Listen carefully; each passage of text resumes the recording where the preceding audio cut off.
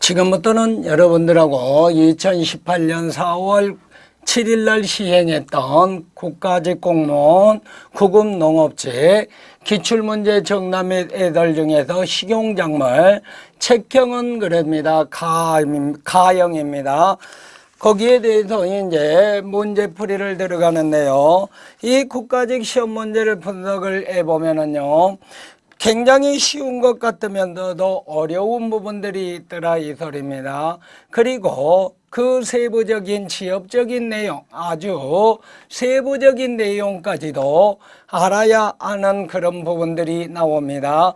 그러면은 예전에 보면은요, 이 문제를 보면은요, 단편적인 문제보다는 예를 들면은 표에 대한 전체에 대한 이해를 하고 있는가, 또는 두류에 대한, 맹류에 대한, 서류에 대한 그 전체적인 내용을 전부 다 작곡에 대한 파악을 하고 있는가, 그러면서 거기에 따르는 각 작물들의 특성을 비교할 수 있는가, 이런 문제까지도 나왔습니다. 그리고 그 작물 하나하나 개개적인 세부적인 지역적인 내용까지도 출제가 되더라 이거입니다. 그 이유는요, 여러분들이 이제 고득점, 그러니까 너무나 사람들이 100점 만점을 맞아버리더라 이거입니다.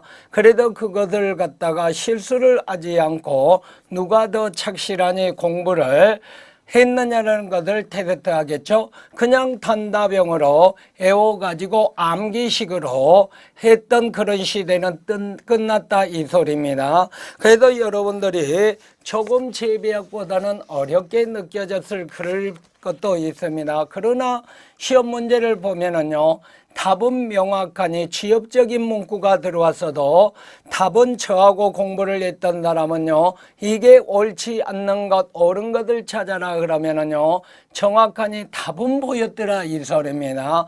그래서 아무리 취업적인 내용이 들고 뭐하고 있어도 중요한 포인트 부분에서 여러분들한테 바로 알고 있느냐 모르고 있느냐를 갖다가 테스트를 했더라 이 소리입니다. 그래도 저와 공부했던 사람은요, 기본 이론에 충실을 했으며 또한 거기에 저하고 같이 문제풀이라든지 이런 부분들을 다 설립했던 부분들은요, 정말 실수만 하지 않았다면 고득점 만점이 나왔을 거라고 봅니다. 그래도 여러분들이 시험을 보고 나서 이렇게 보면은요, 지역적인 문제, 새로운 문제, 뭐랄까, 아니면은 새로운 예문이 나왔다 그래도 이미 그 예문에도 답을 요구하는 부분은 반드시 보이게 만들어 주었더라 이 소리입니다. 그래서 우리가 보면은요, 어려운 것 같으면 더 쉬웠고 쉬운 것 같으면 더 어려웠다. 그러나 착실하게 시험 준비에 만반을 해서 차근차근 준비를 하신 분은요, 거기에 상관없이 전부 고득점 만점을 할 수 있었던 문제라고 저는 이렇게 평을 해봅니다. 그리고 이것을 갖다가 여러분들한테 풀이를 해주는 거든요, 참고를 하셔가지고 다음 시험 준비를 하시는 분들한테는 이런 문제가 나오면 이런 예문도 있었구나, 그리고 이런 부분에서 출제가 되는구나 참조를 하시고, 또 같은 문제라든지 비슷한 문제가 출제가 됐을 때는 반드시 틀리지 않고 맞춰야 하고요. 또 이런 문제가 비슷하게 출제가 되니까 이런 부분의 방향을 가지고 국가직 공무원 구급시험 문제는 식용작물은 준비를 해야겠구나 하는 의미에서 여러분들이 기출문제 정답 및 해설을 공부한다 이 소리입니다. 그래서 문제 1번 거기에서 보면은요, 외떡잎 식물과 쌍떡잎 식물 최근에 시험 문제 잘 나옵니다. 외떡잎 그러면은요, 단자엽 그럽니다. 단자엽 식물과 그리고 쌍떡잎 식물 그러죠. 쌍떡잎, 쌍자엽이라고 합니다. 쌍자엽 식물의 비교 그랬습니다. 거기에서 특징을 비교하는 시험 문제들아 이들입니다. 그래도 거기에서 특징 비교 설명으로 그랬습니다. 거기에는 특징 비교 설명이란 놀이가 없어도 특징 비교 설명으로 옳지 않는 것은 그럽니다. 그런데 기본적인 말을 갖다가 약간 돌려버렸더라 이 소리입니다. 이 부분은 여러분들이 2년마다 한 번씩은 출제되는 문제고 또 이미 2017년도 2016년도 계속해서 출제되었기 때문에 2018년도에도 충분히 대비를 하고 있었을 거라고 봅니다. 그러면 거기에도 보면은요 이제 이것은 2018년 최신 신지원 운동원 교수 제가 편제한 거죠. 통합식용작물 그리고 거기에서 7급까지도 준비할 수 있는 식용작물화 교재에 나와 있는데요. 예를 들면은요. 참조했을 때는 페이지 33쪽에 봅니다.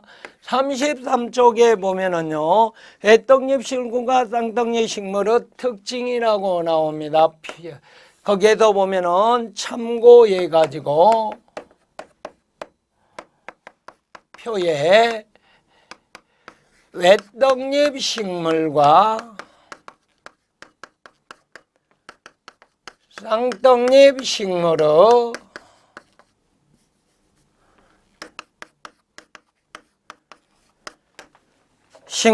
특징이라는 것을 참조를 하시면 나온다 이 소리입니다. 그러면 거기에도 보면 그걸 설명형으로 나왔다 이 소리입니다. 먼저 구분을 해서 거기 책에 있는 내용을 보면은요. 구분했을 때 외떡잎 식물 그랬습니다. 외떡잎 식물 그러더라 이 소리입니다. 그리고 쌍떡잎 식물을 써놨더라 이 소리입니다. 네모는 복잡하니까 제가 가는 치지 않겠습니다. 책에 나와 있으니까요. 그래도 먼저 외떡잎 그랬습니다. 첫 번째 비교할 것이 떡잎이더라 이 소리입니다. 떡잎이 이것은 한 장이더라 이 소리입니다. 우리가 싹이 터서 나왔을 때 떡잎이 한 장이고 이거는 떡잎이 두 장이더라 이 소리입니다. 예를 들면은요, 애떡잎은요, 떡잎이 이렇게 한 장만 나와 있더라 이 소리입니다. 그런데 쌍떡잎은요, 떡잎이요, 두 장이 이렇게 나와 있더라 이 소리입니다. 그래서 한 장, 두 장 이렇게 해서 애떡잎, 쌍떡잎 제일 처음에 구분을 명칭을 합니다. 두 번째 그랬습니다. 잎이라는 것이 나옵니다. 잎은 잎새와 잎자우의 구별이 없더라 이 소리입니다. 잎새 그러면은요, 잎몸과 그랬습니다. 거기에도 보면은 잎자루 그랬습니다. 엽병이라고 합니다. 엽병의 구별이 없더라 이 소리입니다. 한마디로 말해도 없는데 이것은 구별이 있다 그랬습니다. 구별이 뚜렷하다 그랬습니다. 그러면은 이것은 그림으로 살짝 그려보면은요, 잎이 있습니다. 이거의 잎몸이라고 합니다. 그러면은 여기에 이렇게 자루가 나와 있더라. 그러면은 이것은 바로 잎자루가 되겠죠. 잎자루. 이것은 잎몸 그러더라 이 소리입니다. 구별이 뚜렷한 것은 뭐더라더라고 쌍떡잎 식물이고 이렇게 뚜렷하니 없는 것은 뭐가 되더라. 바로 뚜렷하니 구별이 없는 것은 애떡잎 식물이 되더라 이 소리입니다. 세 번째 그랬습니다. 잎의 모양이라고 나옵니다. 모양 그랬습니다. 잎이 좁고 그랬습니다. 그러면은 거기에서 쌍떡잎은요, 잎이 넓고 그랬습니다. 높고 그럽니다. 그 다음에 거기에서 2번 평행맥 그럽니다. 이 맥은 평행 그럽니다. 다른 말로 나란히 맥 그러더라 이 소리입니다. 그런데 인맥은 그랬습니다. 거기에서는 그물 그랬습니다. 또는 그물망자를 내서 망상맥이라 하더라 이 소리입니다. 그러면은 이것은 인맥이요 평행하게 이렇게 되어 있다며 이것은 복잡하게 그물처럼 막 엉겨져 있더라 이 소리입니다. 그래도 그물맥 망상맥으로 이렇게 나옵니다. 꽃잎수 그랬습니다. 외떡잎은요 꽃잎수는요 3개 또는 그랬습니다. 3배수 그랬습니다. 3개 또는 3배수 그럽니다. 그러면은 이것은요 4, 5개 또는 그랬습니다. 4, 5배수 그러더라 이 소리입니다. 예를 들면 고구마나 감자는요 떡잎수가 거기에서 꽃잎수가 5개 이런 소리가 나오겠죠.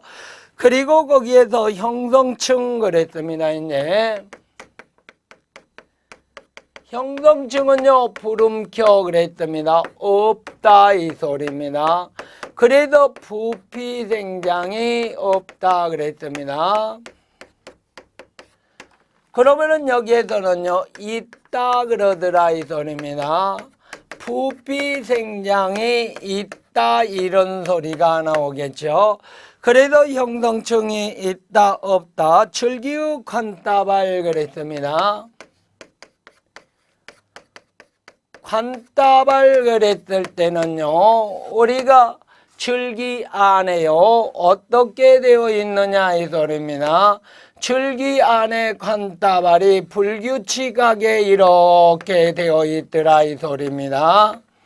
그런데 이것은요 관따발이요 줄기 안에 고리 모양으로 규칙적으로 이렇게 되어 있더라 이 소리입니다. 가운데는요 형성층이고 그리고 바깥쪽에는 채관 안쪽에는 물관 그럽니다. 그래도 그 관따발이 불규칙적 그럽니다. 거기에서 배열이더라 이 소리입니다. 이것은 규칙적 배열 그럽니다. 그러면은 다른 말로 산만하게 복잡하게 그랬습니다. 거기에서 보면은요 여기는요 주로 산만 또는 복잡하게 배열되어 있더라 이 소리입니다. 그러면은 여기는요 이제 거기에서 고리 모양으로 그랬습니다. 그러므로 해서 거기에서 일정하게 환 모양 그럽니다. 고리 모양으로 배열되어 있더라 이 소리입니다. 규칙적으로. 그리고 거기에서 보면은 7번째 이제 뿌리라는 것이 나옵니다. 뿌리는 그랬습니다. 거기에서 바로 온뿌리가 태화되어 있는 수염뿌리라고 나옵니다. 그러면은 여기는요 고든뿌리 그랬습니다. 이제 다른 말로 온뿌리 그럽니다. 온뿌리와 그리고 겹뿌리로 되어 있더라 이 소리입니다. 그러면은 여기에 해당하는 작물의 예를 봐볼까요? 작물예입니다. 애떡잎 식물은 주로 무엇이 되느냐 이 소리입니다. 볕과 작물들이 되더라 이 소리입니다. 볕과 그랬습니다. 벼, 맹류, 잡곡류, 등이 되더라 이 소리입니다. 그러면은 여기에 해당하는 것은요, 와 많다 이 소리입니다. 그래도 거기에서 주로 두류, 배추류 또는 박과류, 가지과류, 서류 이런 것들은 전부 못한다 쌍떡잎이 되더라 이 소리입니다. 이걸 하나 구분을 해놓고 보니까는요, 거기 문제 1번만 봅시다. 벼보리밀 귀리 그랬습니다. 수수, 옥수수 등은 애떡잎 식물이다. 맞습니다. 2번 애떡잎 식물을 뿌리는 수염뿌리이며 꽃잎은 3회 배수 그랬습니다. 작물의 예가 하나 나와 있죠. 그리고 거기에도 보면은요, 꽃잎의 수는 3개 또는 3회 배수 그랬잖아요. 그리고 뿌리는 수염뿌리, 애떡잎 식물에 대해서 나왔죠. 삼떡잎 식물은 인맥이 망상구조이고 거기까지는 맞았습니다. 쌍떡잎 식물은요, 인맥이 그물 망상구조이고 그랬습니다. 그리고 줄기의 관다발이 복잡하게 아닙니다. 복잡하게가 아니라 규칙적으로 또는 일정하게 환 모양으로 이랬습니다. 그러면은 거기에 3번이 틀려 있더라 이 소리입니다. 해떡잎 식물을 거기다 집어넣어놨죠. 쌍떡잎 식물의 뿌리개는 고등뿌리 그랬습니다. 그리고 온뿌리, 겹뿌리라 그랬잖아요. 그래도 고등뿌리, 온뿌리, 겹뿌리로 되어 있더라 이 소리입니다. 그리고 구성되었고 기능면에 물과 무기염류를 흡수하는 데 효과적이다. 그래도 1번에 3번이 틀려있더라 이 소리입니다. 그래도 교재 페이지 33쪽을 보시면 여러분들이 나올 겁니다. 문제 2번으로 넘어갑니다. 이제 문제 2번 보면은요, 밭작물의 특성에 대한 설명으로 옳지 않는 것 그랬습니다. 그러면 밭작물의 특성 그랬습니다. 전체적인 옳지 않는 것은 그러더라 이 소리입니다. 그러면 밭작물 전체를 나놓고 서로 특성을 갖다가 정확하니 숙지를 하고 비교를 할 수 있느냐 하는 문제가 출제됐다 이 소리입니다. 그래도 여러분들이 첫 번째 맹류에 대해서 나왔습니다. 그러면은 거기에서 1번 보면은요, 이제 맹류 내한성 그랬습니다. 그러면은 거기에서 맹류의 내한성은요, 저온에 저항하는 성질 그래도 저온 저항성 그랬습니다. 맹류는 겨울에 얼어 죽으면 안 되니까요, 한마디로 저온의 저항성, 내동성을 갖다가 말한 거죠. 내동성이 가장 강한 것은 뭐가 되느냐 이 소리입니다. 호밀 그랬습니다. 밀 그랬습니다. 그리고 보리 그랬습니다. 그리고 귀리 순으로 순이다 그럽니다. 가장 강한 것이 호밀이더라. 그러면은 이것은 여러분들이요, 페이지 그랬습니다. 몇 쪽에 480쪽에 보면은요, 참고예가 나와 있죠. 참고. 맹류 불량 환경에 대한 적응성 그랬습니다. 불량 환경에 대한 맹류 적응성을 합니다. 여기에서 네모 거기에서 참고 네모로 정리를 해놨더라 이 소리입니다. 이 부분이 출제가 잘 된다고 꼭 봐두라고 했던 부분이죠. 그러면은 여기에서 우리가 480쪽을 보면은요, 종합적인 특성으로서 그랬을 때는 똑같습니다. 내동성 그럽니다. 그러나 추위에 가장 약한 것은 뭐가 되겠다? 귀리더라 이 소리입니다. 그런데 우리나라는 귀리는요, 겨울에 재배하지 않고 주로 봄에 파종합니다. 그래서 봄길이 내동성이 가장 그러니까 거기에서 무엇이 내안성이 가장 약한 것은 바로 뭘로 나온다? 귀리로 나옵니다. 그런데 귀리가 없었을 때는 보리더라 이 소리입니다. 그러면은 보리는요, 특히 우리나라에서는요, 생육기간이 짧기 때문에 이모작 작부체계상 유리하기 때문에 많이 재배합니다. 그러나 홈이라고 밀보다는요, 습해에도 약하죠, 건조에도 약하죠, 도복에도 약하죠, 그리고 무엇에도 약하더라, 동해에서도 약하고 그럽니다. 그러므로 거기에서 보리가 또 그 부분에서 산성에도 약하고 해가지고 시험 문제가 잘 나오고 있더라 이 소리입니다.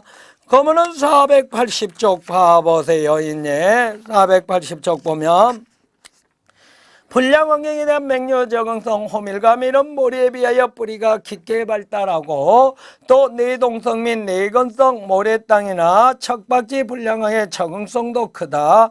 길이는 그랬답니다. 거기에도 내안성이 가장 약하기 때문에 길이는 봄에만 파종하더라 이 소리입니다. 그래도 맹류 추인 내안성에 대한 적응성은 호밀 및 겉보리, 딸보리, 맥주보리 길이 순이다. 그걸 시험 문제로 해문으로 냈더라 이 소리입니다.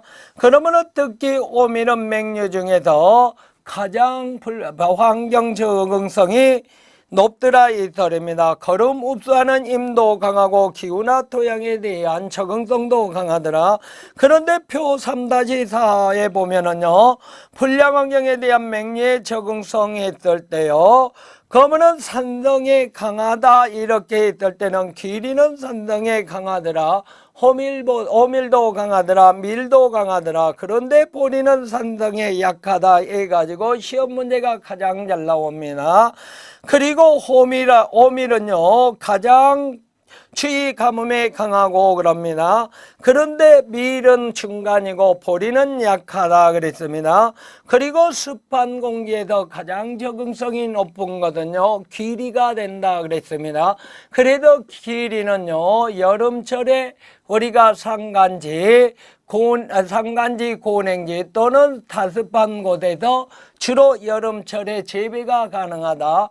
그런데 호밀은요 습한 기후에 가장 약하더라 이 소리입니다. 그래도 여름철에 재배를 못한다 그것도 봐두시라 그랬죠. 그러면은 거기에도 2번에 1번의 M은 맞게 나와 있죠. 2번 완두는 그랬습니다. 이제 완두를 갖다가 두류 중에도 완두를 나왔더라 이 소리입니다. 완두는요 치아 종자나 유식물을 0 내지 2도씨 10 내지 15일처럼 개화가 촉진된다 그랬습니다. 그러면 완두는요 종자 춘화형이 되더라 이 소리입니다. 주로 그래도 종자 춘화형 또는 그랬답니다. 또는 거기에서 보면은요 녹채 춘화형 그러더라 이 소리입니다. 춘화형으로 맨도시 0 내지 2도시에 약 10 내지 15일간 그랬습니다. 생육 초기에 버넬리제이션을 하더라 이 소리입니다. 춘화 처리를 하더라 이 소리입니다. 그러면은요 개화가 촉진된다 그랬습니다. 재배약에서도 예매 종자춘화형은요 맹류가 대표적인 거라 그랬죠. 그리고 완두 그랬답니다. 잠두 그리고 배추 무 그랬을 때 거기에 봄무 올무 이런 소리가 나와 있었지요. 그러면은 여기에는요 페이지 704쪽에 그랬습니다. 예문으로 하나 출해가 되어 있습니다. 그리고 또 재배약도 참고해야 합니다. 3번 봐볼까요?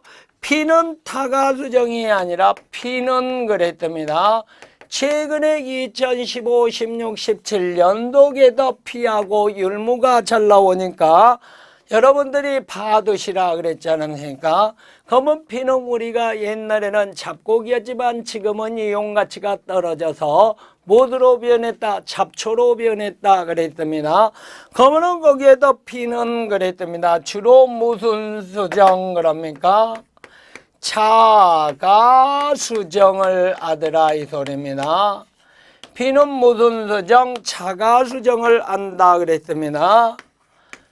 하며 그랬습니다. 불임률이 그랬습니다. 불임률은 품종에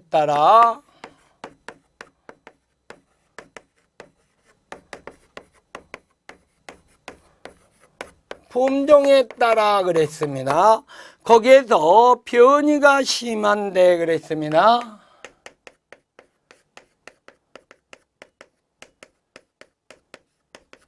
변이가 심한데 몇 프로 그랬습니다. 20% 이상인 그랬습니다.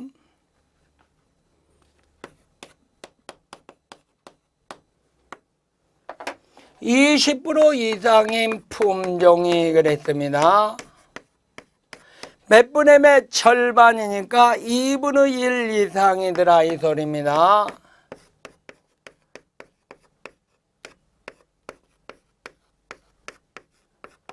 반수 이상이더라 이 소리입니다.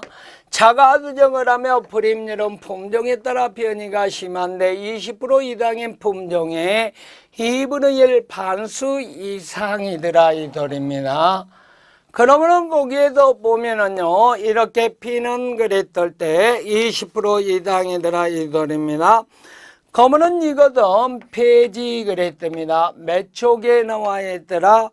621쪽에 거기에도 보면은요, 작곡 비변에 피의 수정 및 임실에 수록되어 있더라 이 소리입니다. 그러면은 틀린 것은 뭐라고요? 차가수정 약물이고 50%가 아니라 20%, 타가수정 약물이 아니라 차가수정 약물로 고쳐야 한다 이 소리입니다. 그리고 50%가 아니라 20% 그럽니다. 피는 그랬습니다. 우리가 핍살이라 그래가지고 굉장히 요즘은 또 많이 또 그리고 말이라든지 이런 데는 석회라든지 이런 것들이 있어서 말먹이로 굉장히 많이 재배를 하고 있는 것 중에 하나라서 기억을 하십시오. 그래도 거기에도 3번이 이렇게 나왔더라 이 소리입니다. 4번 봐볼까요? 예문 4번을 보니까는요, 4번을 보니까 단옥수수 그랬습니다. 단옥수수는 주로 우리가 유숙기 말해서 황숙기 그럽니다. 단옥수수 수확 시기가 나옵니다. 너무 늦어버리면 딱딱해져서 맛이 없어서 상품성이 떨어진다 이 소리입니다. 그래도 거기에는요, 수염이 나온 후 그랬습니다. 출사 그러니까 수염이 나온 후 그랬습니다. 약 20에서 25일경에 수확을 하더라 이 소리입니다. 그래도 너무 늦게 수확하면 당분 함량이 떨어져 버리더라 이 소리입니다. 그랬을 때 폐지 그랬습니다. 586쪽에 옥수수 그랬습니다. 7번에 보면은 수확과 조제가 나오죠. 수확과 조제 중에서 단옥수수에 대해서 나왔더라 이 소리입니다. 대에서 나와서 맞는 소리로 적어져 있습니다. 문제 그랬습니다. 이제 3번으로 들어갑니다. 문제 3번입니다. 문제 3번을 보면은요, 거기에서 보면은요, 문제 3번. 고구마의 싹이 작거나 그럽니다. 고구마 싹의 종류와 그랬습니다.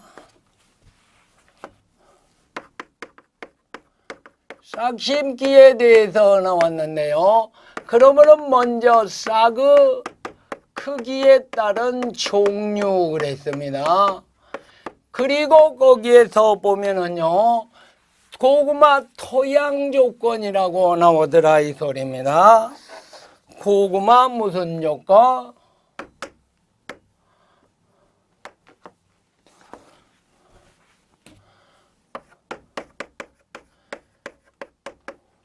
그리고 고구마 재배에서 재배 환경 그랬습니다.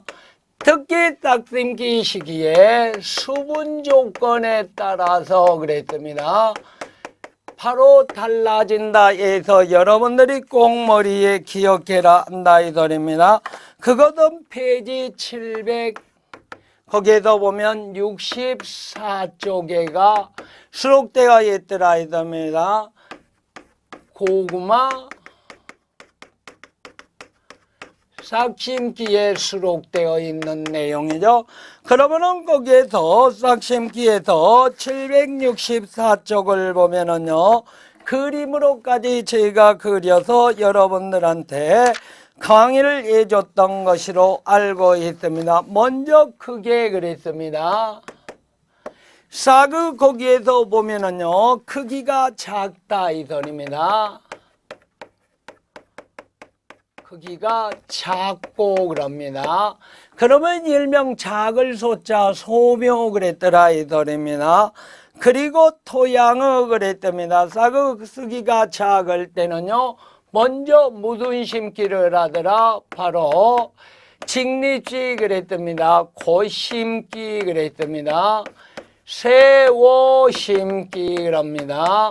또는 직립식 그러더라 이 소리입니다. 그러면은 두 번째 그랬습니다. 비심기 그러더라 이 소리입니다. 그래도 경사심기 그랬습니다.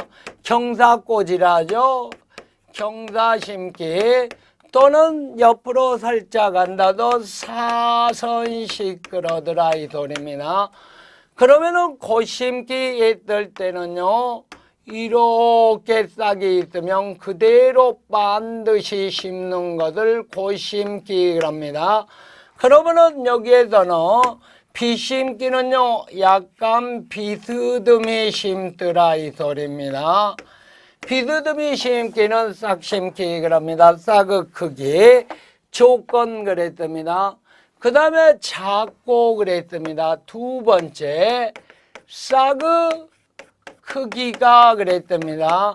크다는 거는요, 결국은요, 이거는 15cm 정도밖에 안 된다 그러면은요, 크기가 20에서 30cm 정도 사이가 되면은요, 표준묘 이상 그랬답니다. 20에서 30cm, 즉 25에서 30cm 정도 됐을 때, 이것은 약 15cm 정도 됐을 때는 작고라는 소리죠. 이랬을 때는 첫 번째 그럽니다. 우리가 바로 그랬습니다. 수평심기라는 것이 있습니다. 두 번째 그랬습니다. 중앙부만 휘어심기라는 것이 있었죠. 휘어심기. 그리고 어디가 있었더라? 바로 계량수평심기 그랬습니다.